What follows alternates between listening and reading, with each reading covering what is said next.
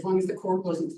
That's kind of it, as long as it's not a trip hazard, yeah, that's kind of, yeah. When you So- have your own office, you're like, who's back here? Nobody should be tripping over any of it. Good morning, co-chair. Good morning. I show 1 minute left. I don't know. Yes. Go ahead and get started. It's nice to see you in a room. I don't know, an unfamiliar room to me, but I can see everyone pretty clear. So nice setup.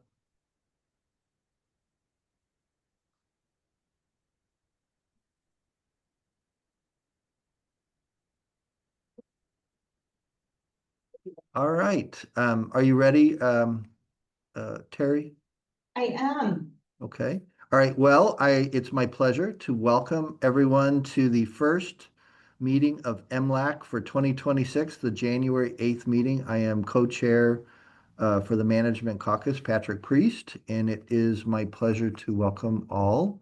And as we do with each meeting, I would like to read our affirmation that we came up together, Management and Labor Caucuses. We would like to thank everyone for their time, effort, and participation in our work before us today. We want to recognize that it's very difficult and important work, and we appreciate and value the perspectives and professionalism that everyone brings here today. Thank you. And with that, I guess I will turn it over to you, Administrator Watson, for a roll call. Okay, Sarah Duckwall. Present. Sarah Merrick. Good morning, present. Ryan Hearn. Present. Good morning, Ryan. Good morning.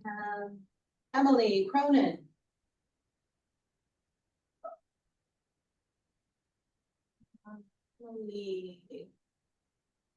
Okay, we'll come back. Maybe she'll join us a little later. Stacy Llewellyn. Good morning, present. Good morning. Co-chair Strickland. Present my video. All right. Good morning. Co-chair Priest. Present. Margaret Woodell. Present.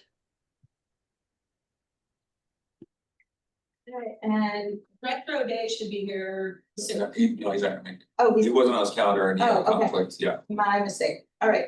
Okay, we have a quorum. All right, well, wonderful. Well, we're able to conduct business and we do, oh wait, no, before we do that, we have a section on our agenda for public comment. We've allowed time for those to make a comment if they would like to before our committee. I don't know if there's anybody scheduled. There's nobody on the agenda. Co-chair, I didn't have any public comment either. So, Okay. All right, I'll leave it open for a moment. I see there's 46 participants. Would somebody raise their hand if they would like to make a public comment? I don't know. I don't, if somebody raised their hand, would it like jump to the top for me? I don't see anybody raising their hand.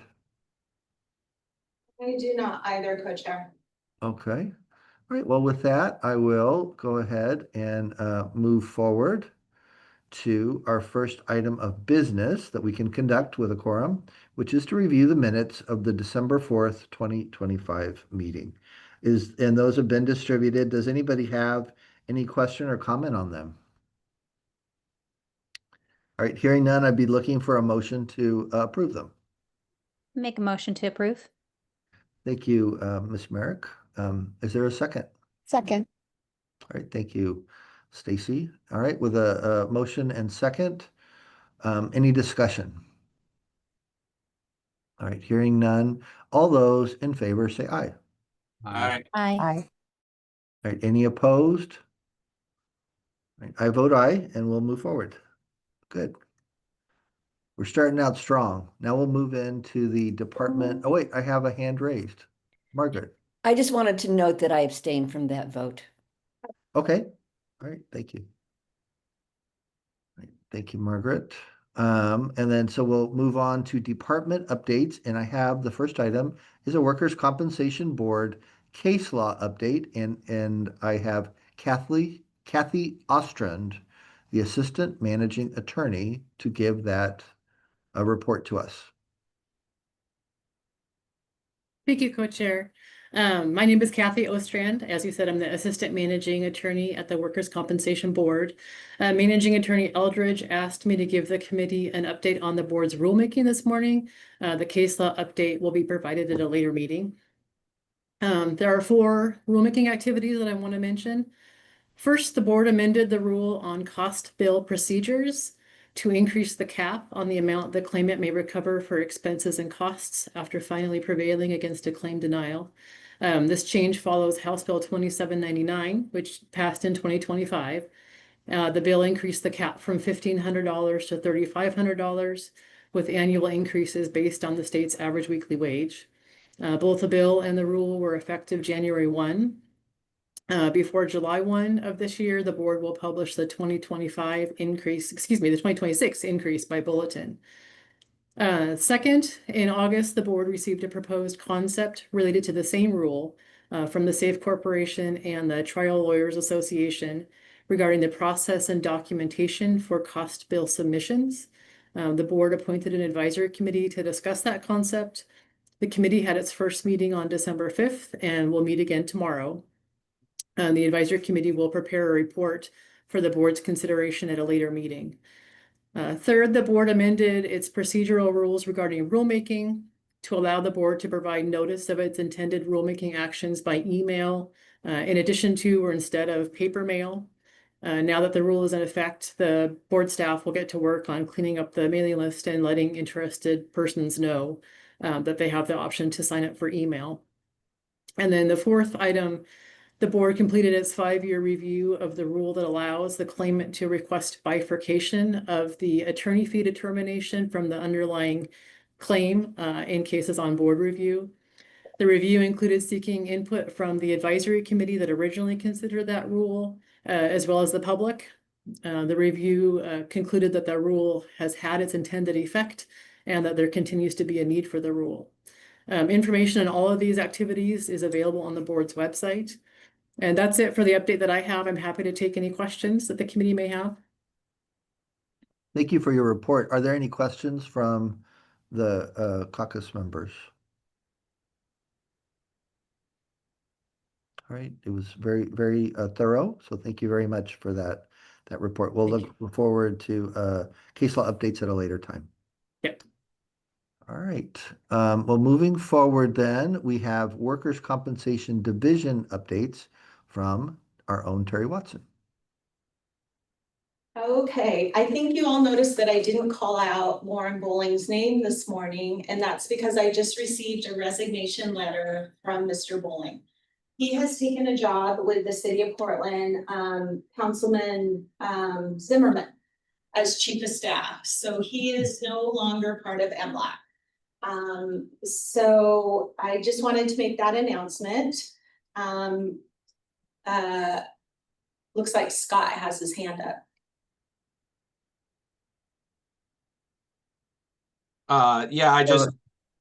Thank you, Mr.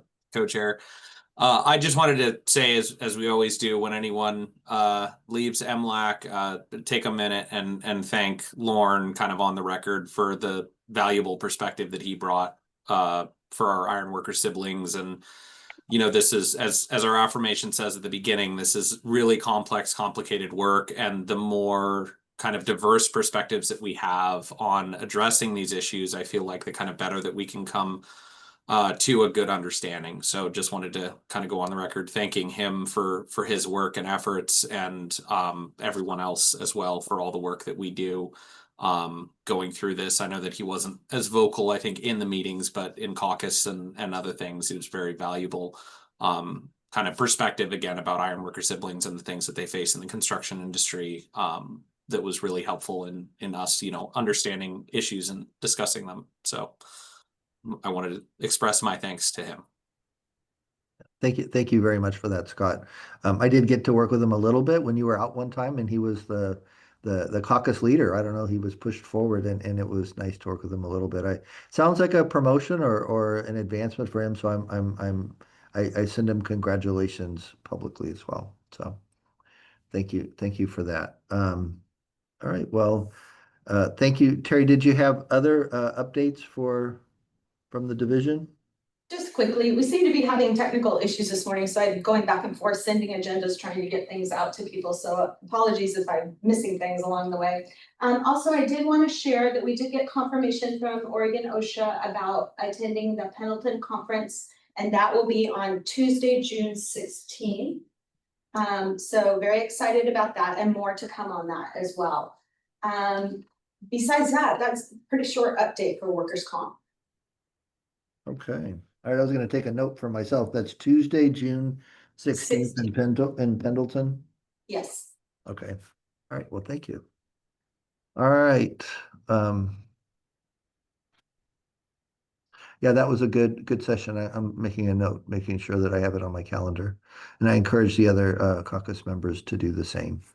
All right, is that the end of the update then? That's all I have. Thank you. Are there any questions for our administrator from anybody on the caucus? All right, hearing none, we'll move on to our next agenda item, which is a 2026 legislative overview from one of our previous administrators. It's always nice to welcome you back, Teresa Van Winkle, who is now DCBS Legislative Director. Thank you, Co-Chair Priest. Good morning, members. Again, I'm Teresa Van Winkle. I'm the Legislative Director at DCBS, and yes, former MLAC Administrator. So I was asked to be here today kind of to talk about the upcoming legislative session, kind of just general overview of what that entails, and also how MLAC communicates with policy committees on bills and screening bills for legislative review over the next few weeks, and also how we communicate back and forth the department and also Terry with the policy committees to make sure that information that's conveyed in committees, we are in front of you on a timely basis, and likewise recommendations by the committee come forward to the legislature on a timely basis. So we've got the PowerPoint presentation for you. So let's see, we'll dive in. Next slide. So this is short session, long session, everything is the same in regards to kind of the setup of the legislature themselves. We are bicameral legislature, one of 49 states. Nebraska is the only one that does not. It's just one chamber. Your trivia for the day. 60 members of the House, 30 members of the Senate, and then the presiding officers, the Speaker of the House and the President of the Senate, preside over daily operations of legislative session, which includes the committee assignments, the establishment of committees, the committee membership, and then the appointment of chairpersons and vice chairpersons to the various committees. And it also has oversight over kind of the work plans of each of the policy committees. That's fair. So and I apologize, there's a typo. So we're talking about the 2026 legislative process. Oops. Yeah, behind the scenes, we're balancing here. We have legislative days next week, and then kind of like planning for the upcoming legislative session. So it's a little crazy in our world right now, along with I think most people listening to my voice right now. So the 2026 session officially begins on Monday, February 2nd, Groundhog Day. The first chamber deadline is the 16th of February, second chamber deadline, and we'll go into this a little bit later. I have in among the slide deck is kind of an overview of the session deadline, so we'll dive in that later. There is a constitutional deadline timeline of maximum 35 days. So the analogy that I use is that like during the long session, the odd number of years is 135 days. So it's more of a marathon. The short session is definitely more of a sprint. Although there are limitations on how many bills can be deliberated on, it is a very short time frame on that. So faster deadlines, but not as many bills. It seems like it's very practical no matter what. So right now where we're at for the legislative process is that the next week is legislative days, which will be a preview of a good number of the bills that will be being deliberated in come February. The deadline for what's called the bill drop is next Friday, in which what bill drop means is that legislators and legislative committees, that is their deadline to drop the bills at the Senate and House parliamentarians for what's called bill introduction. So those will be the bills that will be in front of us.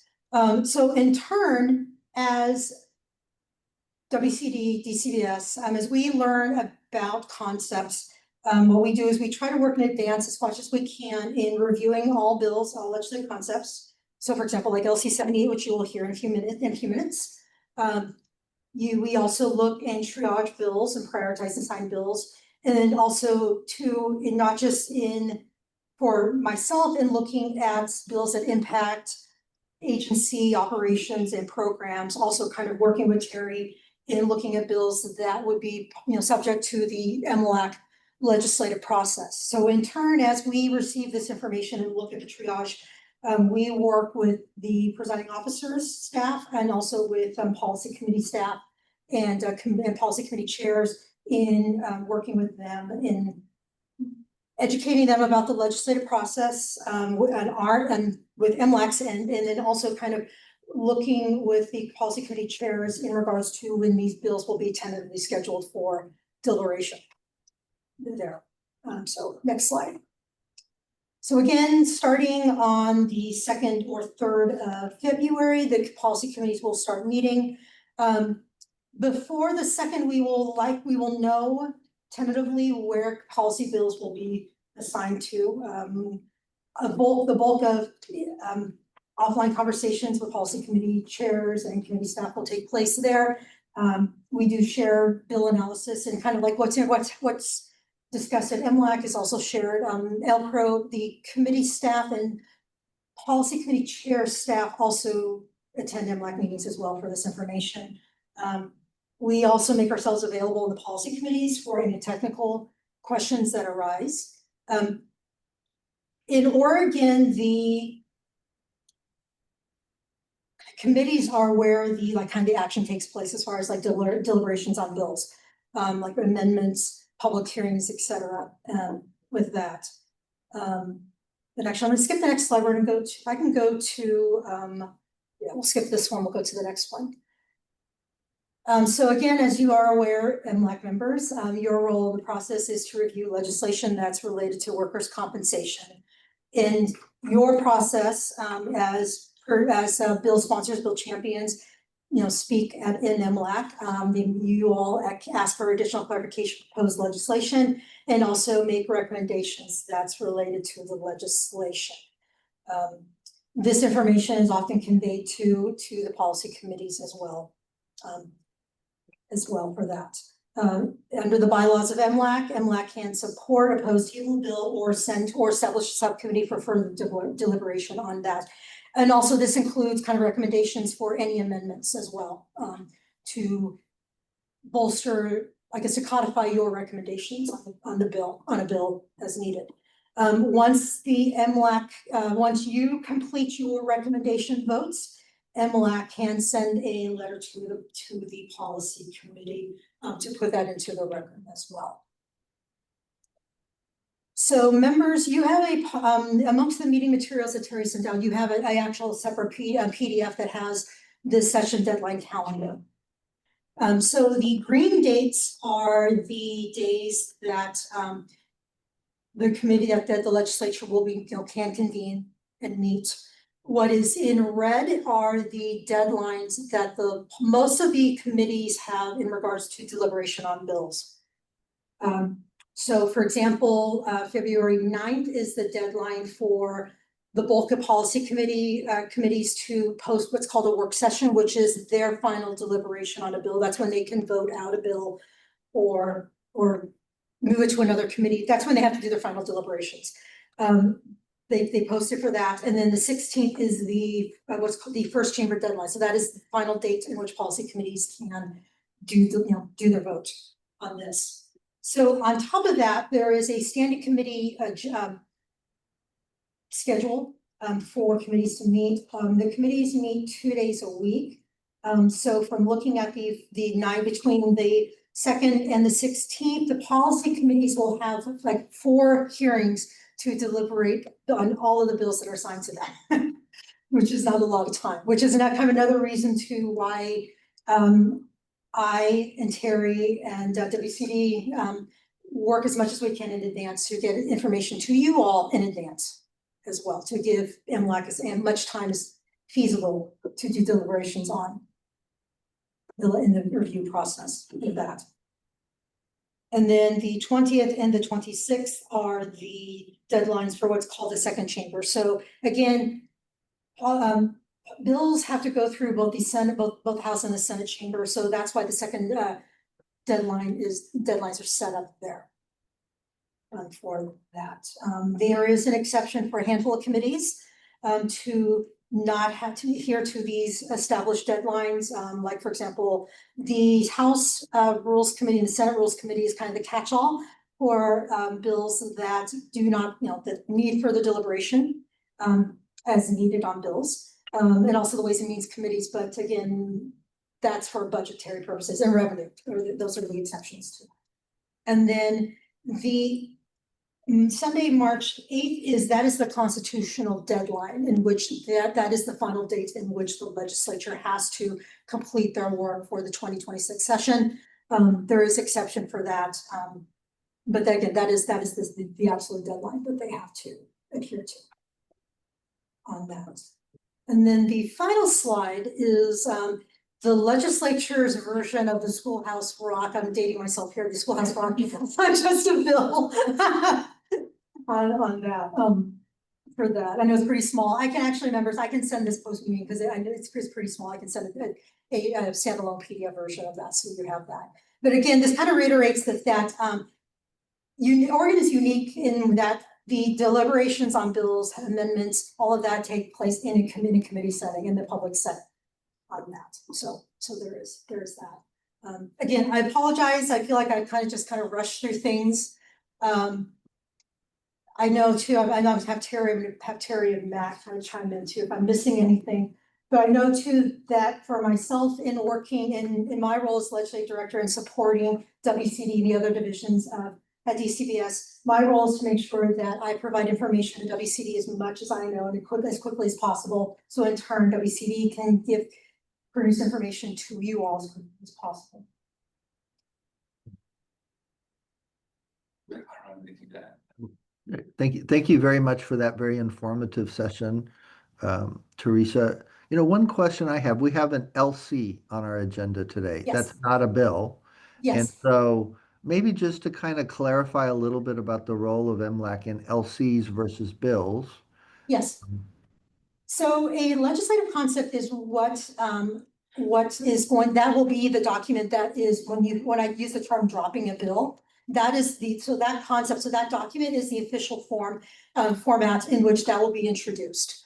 So in turn, LC 178 will be assigned a bill number.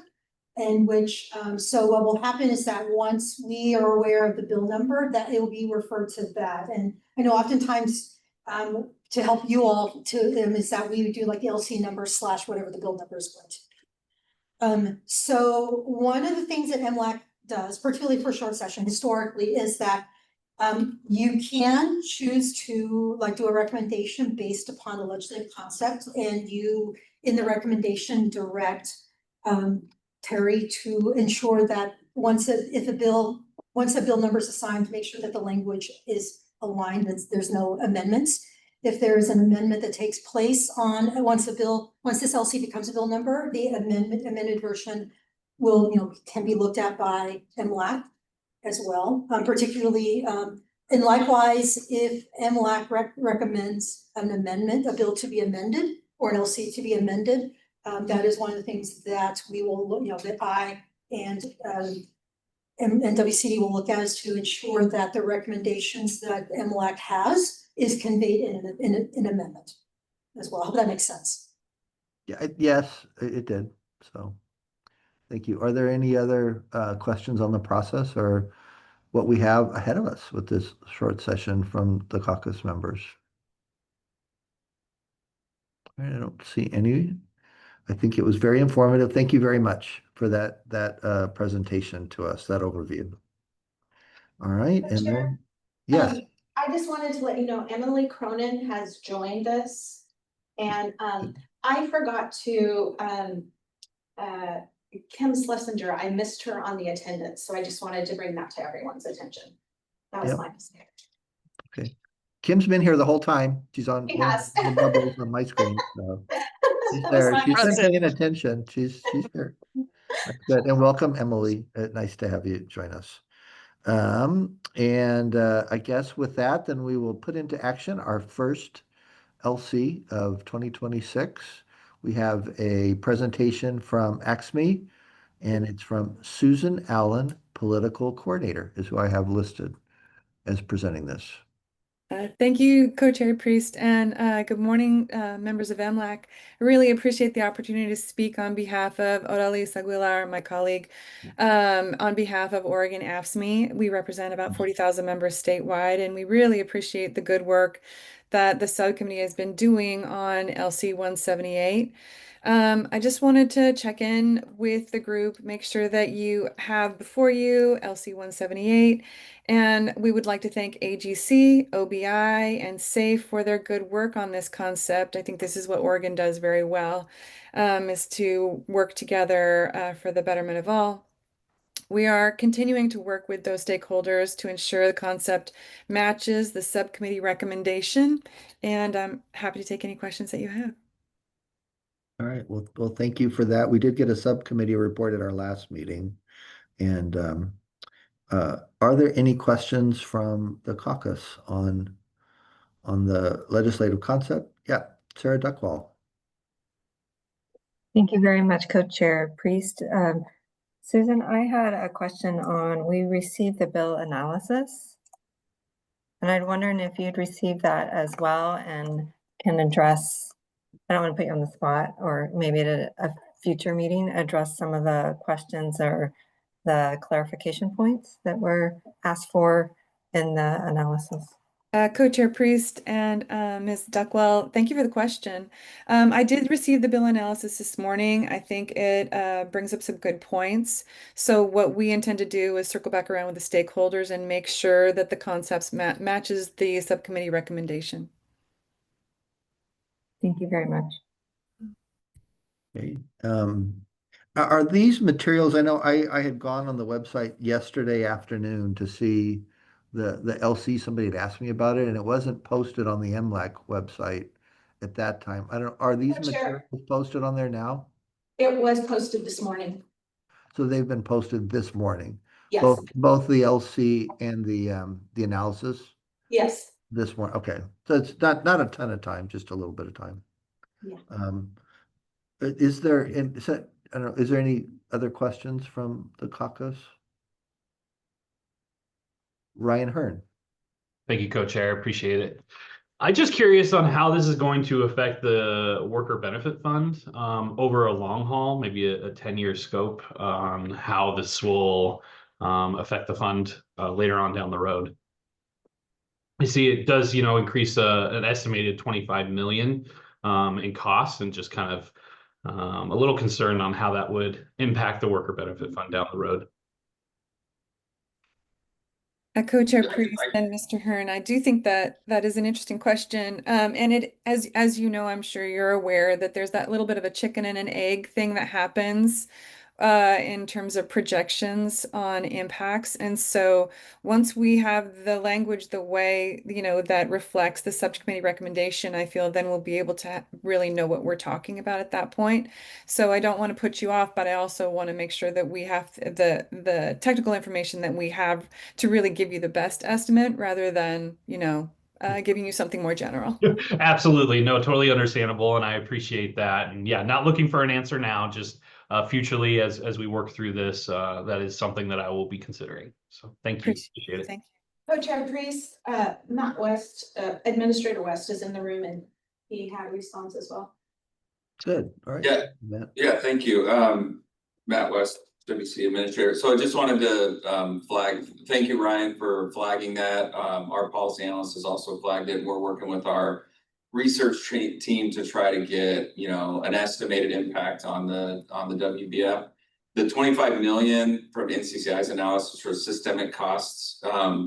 There are a number of smaller programs, for example, supplemental disability, which pays temporary disability to workers that have more than one job. So if I'm injured in my job here and I can't work on my weekend job, then my lost wages calculated the same way that my temporary disability rate would be for my normal job would be paid out of the WPF. So increasing that would be an increase in programmatic costs for supplemental disability and some other smaller programs. So once we, again, as Susan said, once we have the finalized language, our research team will get an estimated impact on what the WPF would be.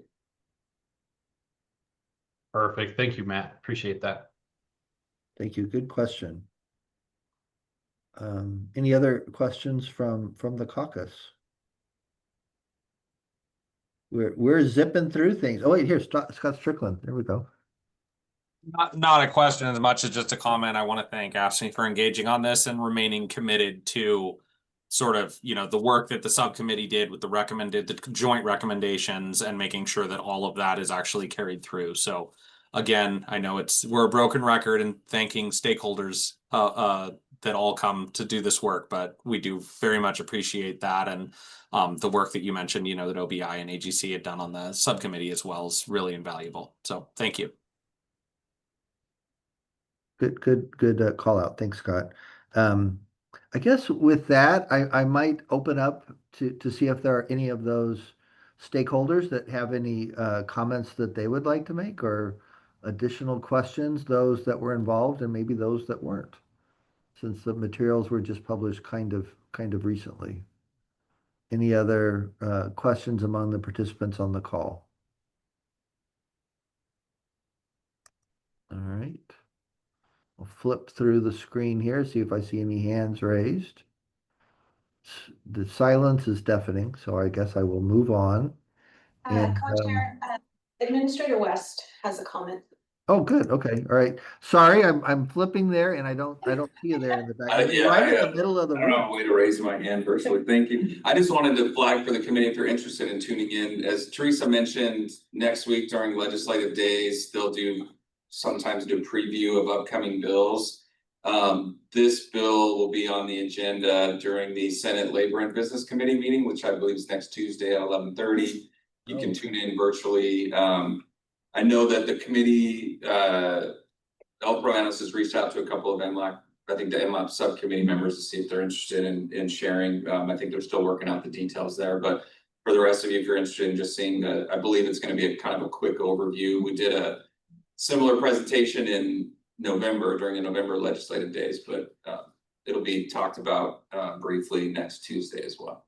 And I can share that information, like the links and the agenda and any other supporting documents that we have at our fingertips to all of you. I can do that later today. Yeah, please do. So that's exciting. Hopefully, I don't know. It was Stacy Llewellyn was our management committee chair, and then it was Scott. So hopefully you guys are able to participate in that. I think that'd be great. All right. I don't know. It sounded like there were some open items, so I don't think there's a call for a vote today. I guess I'll ask you, Susan, if that's some expectation that you had.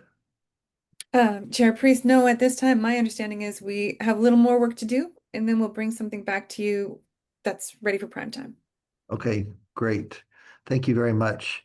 I don't know, is there any call for a caucus meeting since there is no vote? Okay, I don't see any, but I just wanted we're running really quick. So I don't know. I guess I don't mind ending a little early, but with that, any other comments on that item of business? All right, seeing none, we just have on our agenda upcoming meetings that are listed out. I guess I'll let Terry kind of walk us through those and let us know what information she needs. We have the full MLAC meeting on February 5th and March 5th.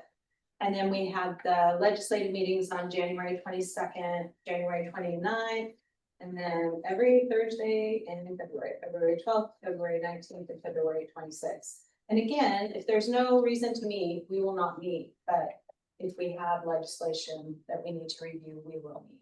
So,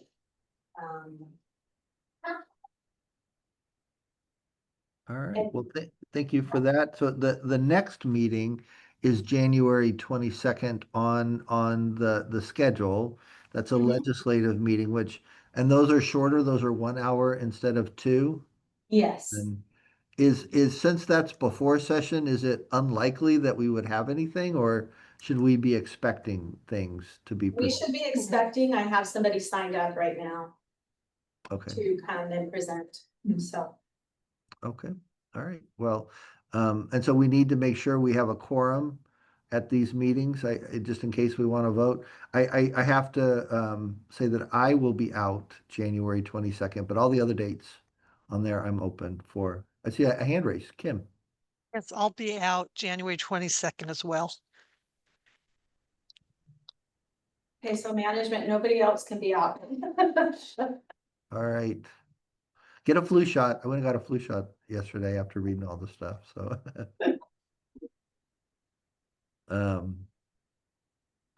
All right, well, with that, I think, is there any other business that you would like to bring before our group today? From WCD, from Matt, I will call on you since you've been, like, I keep avoiding you in the back. So anything that else that we need to know about for today? Not that I'm aware of, thank you. Okay. All right, well, hearing none, and we're ending so very early, I will ask for a motion to adjourn the meeting. So moved. All right, thank you, Stacy. Do I have a second? I'll second. I didn't know who it was. It was Margaret. Okay, Margaret, thank you. And all right, any discussion? Hearing none, all those in favor say aye. Aye. Aye. Aye. All right, I vote aye as well. Any opposed? All right, with that, the meeting is adjourned. I will see you January 29th, but I hope you have a good meeting on January 22nd. And we'll see you. Have a great day. Thank Bye. you.